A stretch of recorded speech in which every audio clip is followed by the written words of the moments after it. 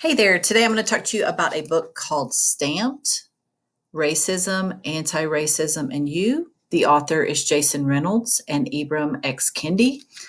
So the original book called Stamped is written by Ibram X. Kendi, and it is about 600 pages. So the idea behind this is he asked Mr. Kendi, Dr. Kendi actually, asked Jason Reynolds, hey, would you write a young adult version of Stamped that kids in high school, middle school could understand, and it wouldn't be so boring because a lot of people find history boring.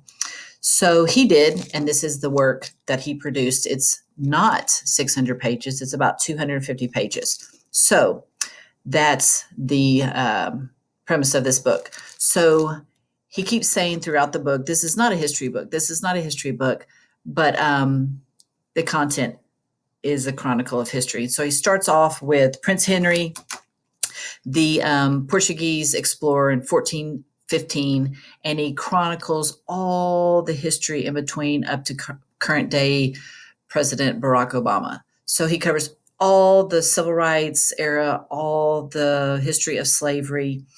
And the premise of the book is there's kind of three categories here. The first one is that people are racist. People do not like certain other people because the color of their skin. That's it. Then the second category is called assimilationist. And these are people that would like Black people to assimilate or kind of fall in line with the dominant culture, which is white in the United States.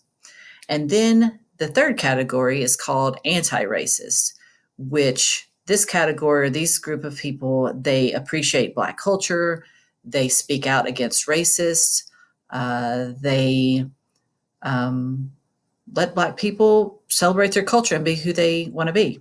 So that's in the very beginning of the book. And in between, he chronicles all the history. It's a lot, although it's very digestible. I read it very quickly. So if you are inclined to read a history book, not a history book, according to Jason Reynolds, then this would be a really good one to start with.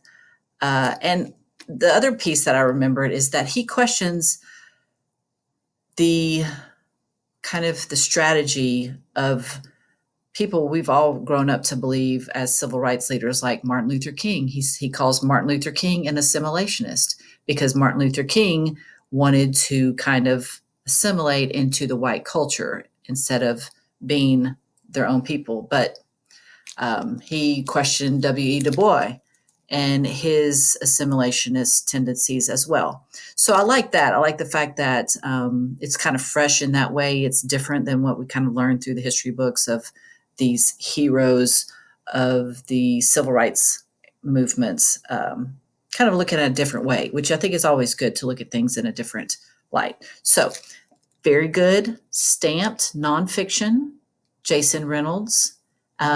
Great book. I highly recommend it. Check it out at the Boo Library.